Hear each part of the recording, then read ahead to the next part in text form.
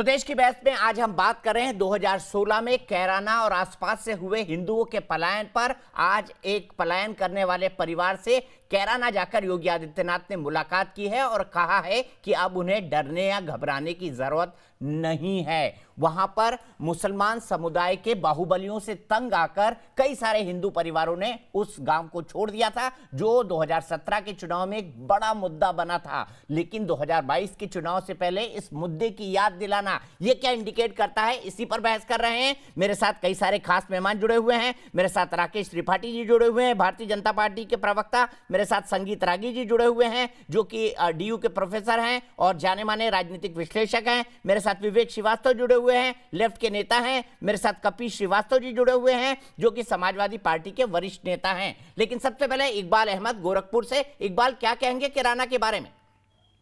Sir देखिए, किसी का अगर घर उजड़ रहा है या घर उजड़ा है तो उसको बसाना तो सरकार का काम है, और सरकार ने अगर ये काम किया है और कर रही है तो ये सराहनीय है।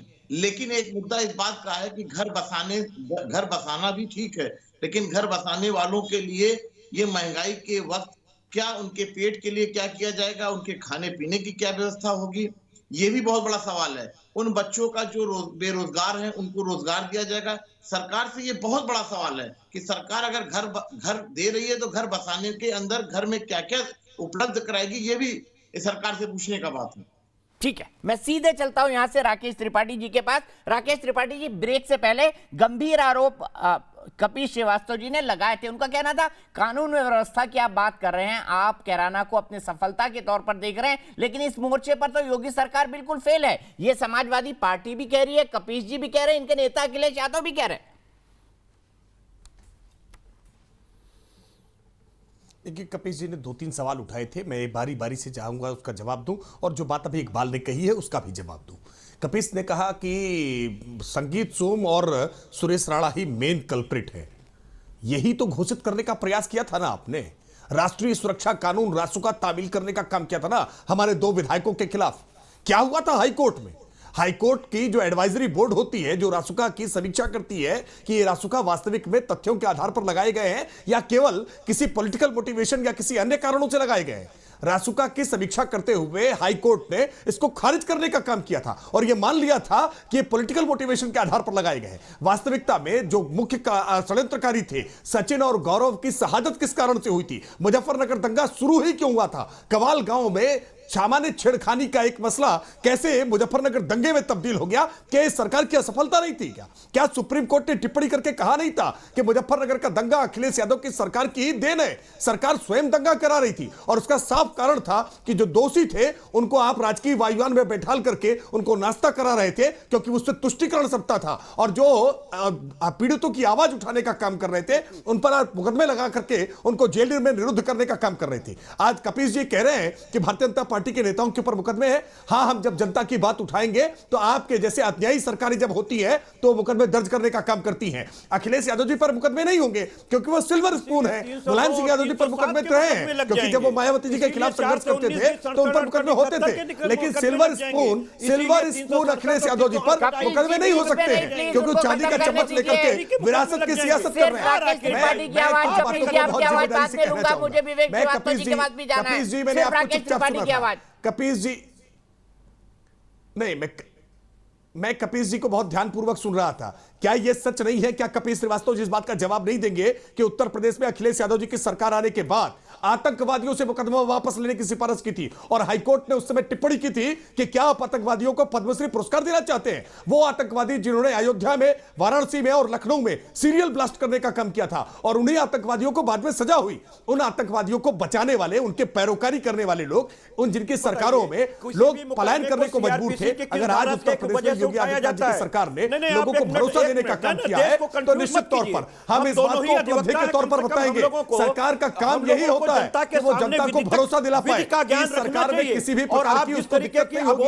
आज हमने बिजली देने का काम किया है, सड़क देने का काम किया है, पेयजल देने का काम किया है, सुरक्षा देने का काम किया है, शिक्षा देने का काम किया है। देखिए, एक बात इकबाल जी ने पूछी, राजनीतिक आरोप प्रत्यारोप से अलग इकबाल जी ने जो बात गोरखपुर से उठाई है, मैं उस बात का जवाब देते हुए कहूंगा कि उत्तर प्रदेश में अखिलेश यादव जी की सरकार के कार्यकाल में केवल 17,000 प्रधानमंत्री आवास बने थे और आज उत्तर प्रदेश में योगी आदित्यनाथ जी की सरकार में 42 लाख प्रधानमंत्री राष्ट्रीय आवास बने हैं, हम लोगों को आज घर दे रहे हैं। ये पिछली सरकार में पलायन करने पर मजबूर करते थे, आज हम लोगों को गरीबों को घर देने का काम कर रहे हैं। और केवल घर नहीं दे रहे, घर देने के साथ साथ उनका रोजगार कैसे उनको मिले, उनके लिए निवेश की संभावनाएं कैसे बने, उनके लिए स्वास्थ्य की व्यवस्था कैसे हो। उत्तर प्रदेश के 75 जिलों में आज हमने 75 मेडिकल कॉलेज खोलने के लिए संकल्प लेकर के आगे बढ़ रहे हैं। 59 जिलों में मेडिकल कॉलेज आज क्रियाशील हो गए। क्या ये उत्तर प्रदेश सरकार की उपलब्धि नहीं है? क्या उत्तर प्रदेश में जिस प्रकार से नकल माफियाओं के नाते आपने पूरी शिक्षा व्यवस्था को चौपट कर रखा था, अखिलेश यादव जी नकल व्यवस्था को अपनी उपलब्धि बताते थे, आज हमने उत्तर प्रदेश की शिक्षा व्यवस्था में आमूलचूल परिवर्तन करने का काम किया है। क्या ये हमारी उपलब्धि नहीं है? आज उत्तर प्रदेश में शिक्षा के फलक पर, स्वास्थ्य के फलक पर, जीवन स्तर के फलक पर, निवेश के फलक पर, सड़क के फलक पर उत्तर प्रदेश में कई ऐसे काम किए हैं। कहते हैं कि इतिहास के बारे में लोगों को पढ़ लेना चाहिए जब वो जिन्ना की तारीफ करते हैं। दूसरी तरफ उनके एक सांसद कहते हैं कि देखिए तालिबान तो स्वतंत्रता संग्राम सेनानी है। ये क्या है? ये मुस्लिम तुष्टीकरण और मुसलमान वोट बैंक को साधने की राजनीति नहीं तो और क्या है जो आप जैसी सेक्युलर पार्टियां करती है? नहीं, बिल्कुल नहीं। हम कोई तुष्टीकरण नहीं कर रहे, ना ही समाजवादी पार्टी तुष्टीकरण कर रही है। और बीजेपी के ट्रैप में समाजवादी पार्टी के प्रवक्ता भी ना आए। बात हिंदू मुसलमान की होनी ही नहीं चाहिए, बात होनी चाहिए किसान की। किसान खिलाफ हैं इलेक्शन में योगी जी के, योगी जी इलेक्शन हारेंगे। पश्चिमी उत्तर प्रदेश में इनकी कोई सीट नहीं आएगी। इस डर के कारण जिन्ना की बात अखिलेश यादव ने बीजेपी के कहने पे थोड़ी बोली। गुजरों का मुझे आप बताइए बीजेपी के ट्रैप में इनको नहीं आना चाहिए, तो जिन्ना की बात अखिलेश यादव क्यों बोल रहे हैं? नहीं, मैं आ रहा हूं। नहीं, आप पहले, नहीं, अब आप मुझे, नहीं, मैं उसमें भी बोलूंगा, मुझे 30 सेकंड ही चाहिए। अब जब इन्होंने, किसान इनके विरोध में आ गए और पश्चिम उत्तर प्रदेश में जाटों और गुजरों का बाहुल्य क्षेत्र है, तब और दोनों कम्युनिटीज इनके साथ नहीं है। इन्होंने गुजरों का अपमान भी किया। इन्होंने कहा हम गुजरों को राजपूत बनाएंगे। जब गुजर समुदाय क्रोध में था तब कैराना में जाकर के हिंदू मुसलमान खेलना इनके लिए जरूरी था। ना इनका हिंदुओं में इंटरेस्ट है, ना इनका मुसलमानों में इंटरेस्ट है। ये सिर्फ वहां जाकर के धार्मिक उन्माद पैदा करना चाहते थे मुख्यमंत्री, जिससे लोग किसान वाली समस्या को छोड़ करके हिंदू मुसलमान में लिप्त हो। दूसरी बात, जहां तक जिन्ना जी का सवाल है, जिन्ना के दो रूप है। एक जिन्ना वो थे जो कांग्रेस में थे, फ्रीडम फाइटर थे, नेहरू के साथ थे, पटेल के साथ थे, गांधी के साथ थे। और दूसरे जिन्ना जब सावरकर से मिले, सावरकर की 2 नेशन थ्योरी को माना और सावरकर ने और जिन्ना ने बैठ के डिसाइड करा कि हिंदू और मुसलमान आपस में इकट्ठे नहीं रह सकते हैं। और तब जिन्ना ने कांग्रेस से अलग होकर के एक अलग नीति को अपनाई। उस जिन्ना का सम्मान कोई नहीं करता, अखिलेश यादव भी नहीं करते, समाजवादी पार्टी भी नहीं करती है, कोई पार्टीशन के फेवर में नहीं था। ये बात आपको, इसमें कोई तुष्टीकरण नहीं है। भारत के मुसलमान का जिन्ना से कोई लेना देना नहीं, पाकिस्तान का मुसलमान भी जिन्ना को नहीं मानता। कायदे आज़म नहीं कहता है, काफिर आज़म कहता है। अरे जिन्ना इस देश का खलनायक है। कान खोलकर सुनो, कान खोलकर सुनो विवेक श्रीवास्तव, जिन्ना इस देश का खलनायक था, जिन्ना इस देश का खलनायक है और जिन्ना हमेशा इस देश का खलनायक रहेगा। जब जिन्ना का जिक्र होगा, विभाजन की त्रासदी याद आएगी, लाखों लोगों का पलायन याद आएगा, हजारों लोगों की मौत याद आएगी, मां बहनों के साथ अत्याचार याद आएगा। जिन्ना का मतलब क्या होता है? जिन्ना का मतलब देश का विभाजन होता है। आप जिन्ना को जिन्ना जी कहिए, जिन्ना का महिमा, यानी आपके मन में प्रेम है, आपके मन में प्रेम अभी भी है, लड्डू फूट रहे हैं। जिन्ना के सामने जी लगा करके महिमा मंडल एक राष्ट्रीय चल ठीक है। कंक्लूडिंग कमेंट संजीत राठी जी के पास चलता हूं। संजीत राठी जी, जिन्ना कांग्रेस में थे, नेहरू के साथ थे, गांधी की बात मानते थे, वो अलग जिन्ना थे। तो कायर लगाना चाहिए। वो जिन्ना अलग थे। कपिल जी ने मौका दिया, उसके बाद भी आप लगातार बीच में बोले जा रहे हैं। जिन्ना आप लगातार बीच में बोले जा रहे हैं। संजीत राठी जी, अपमान का पात्र होगा। संजीत राठी जी, दीपक जी, ये निर्णय हिंदुओं को करना है। ये निर्णय उत्तर प्रदेश के हिंदुओं को करना है कि क्या वो अपने आप को पश्चिम बंगाल बनाना चाहते हैं, जहां से कम 75,000 हिंदू ममता बनर्जी की सरकार आने के बाद आसाम और बिहार के सीमावर्ती जिलों में भागने पर मजबूर हुए। क्या वो चाहते हैं कि वहां पर एक अखिलेश के राज में एक तालिबानी राज का पुनः वहां पर स्थापन हो, जहां पर मुजफ्फरपुर नगर दंगे हो, कैराना जैसी घटनाएं घटे तो, और इस्लामिक पॉकेट्स उत्तर प्रदेश के अंदर खास करके बड़े बड़े पॉकेट और इस्लामी बांग्लादेशी मुसलमानों का पॉकेट जो खड़ा हुआ है, हिंदू नहीं ऐसे है। चीजों को आपसे सर्टिफिकेट लेने के बाद कपिल श्रीवास्तव और अखिलेश यादव हिंदू बनेंगे, मुलायम सिंह और लालू यादव हिंदू बनेंगे। ममता बनर्जी जो ब्राह्मण है, आप उनका अपमान कर रहे हैं। आप ममता बनर्जी जो ब्राह्मण है, आप उनका अपमान कर रहे हैं रागी साहब। आप अपनी बारी में बोलिएगा कपिल जी, आपको पर्याप्त मौका दिया गया है। सिर्फ संगीत रागी की आवाज प्लीज। हिंदुओं, मुझे चिंता इस देश के हिंदुओं की है। मुझे पता है कि इस्लाम के लिए डेमोक्रेसी का कोई मायने नहीं होता, ह्यूमन राइट्स का मामला कोई नहीं होता।